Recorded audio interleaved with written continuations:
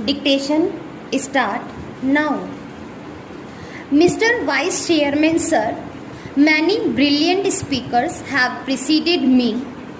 At the outset, I would like to tell you that this report has pointed out very emphatically that the autonomy of the radio and television must be maintained. The principle of autonomy has already been enunciated by the Chanda Committee. This is a very brilliant ideology which must be accepted. There is no doubt about it. While going through the bill which they have reproduced in the report, we have many doubts about its implementation, which I should be very humbly pointed out before this house. The fire and foremost question is autonomy of Doordarshan and All India Radio, because apparently these mass India media are to be influenced by the government. Party in power and departmental regimentation is expected. Sir, it is very fundamental that we have to examine how far this autonomy can be expanded. Until the AIR and the Doordarshan have their own economic allotment, until they are self-sufficient in their finances, so long as they go with a begging bowl to the government, how far the proposal can be implemented is a moot question.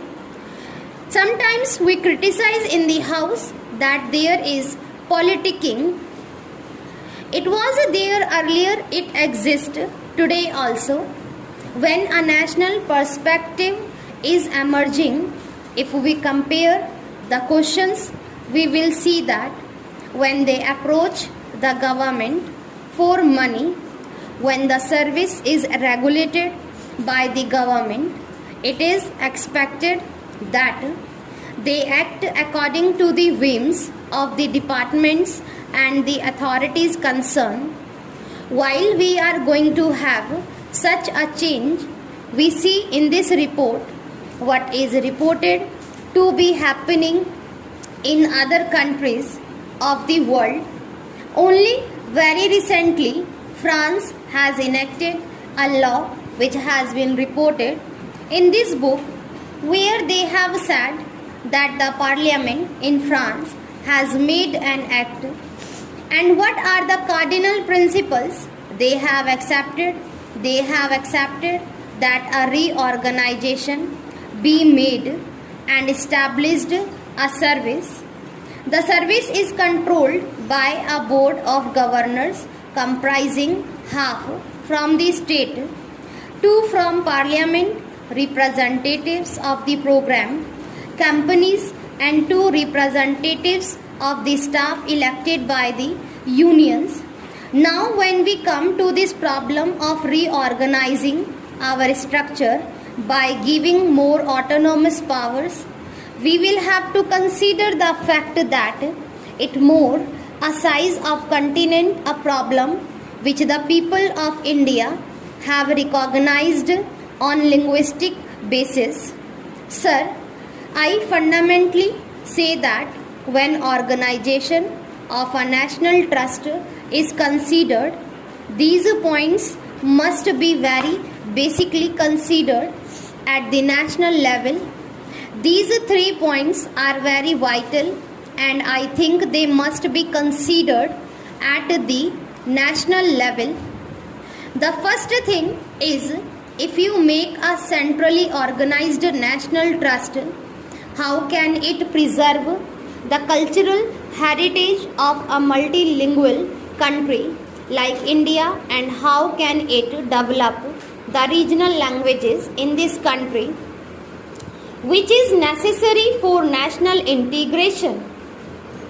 Sir, while forming the zonal committees, we see that the interest of the smaller states are suffering.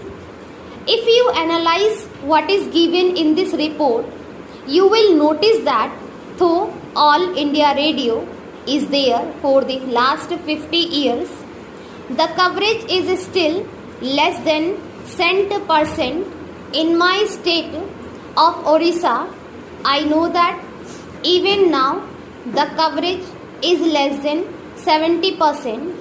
So we have been seeing what are the problems before the nation.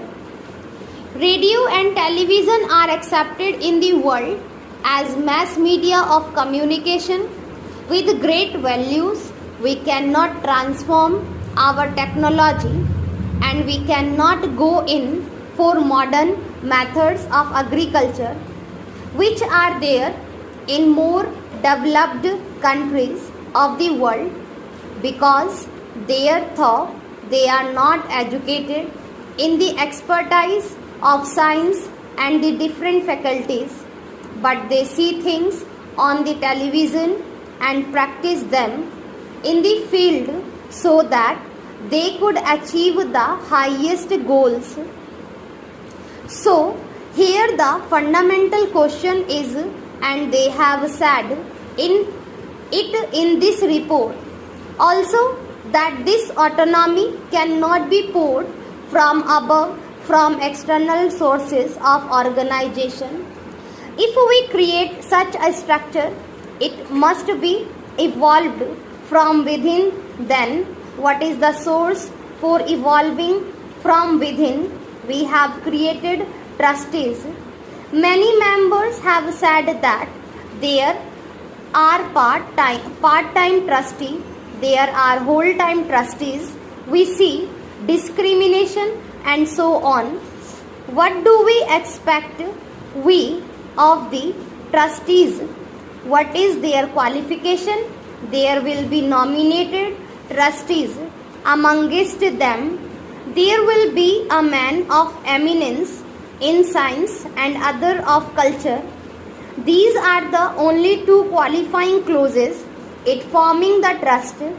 But the most fundamental thing is, if you want to increase the efficiency, if you want professionalism to grow so that you have a powerful media of radio and Doordarshan, then should we not recognize people who have worked for 30 or 40 years, professional people who are recognized in the field, the workers and artists who have suffered immensely and who have worked for the success of this thing? Should they not be recognized? This is very relevant question at present.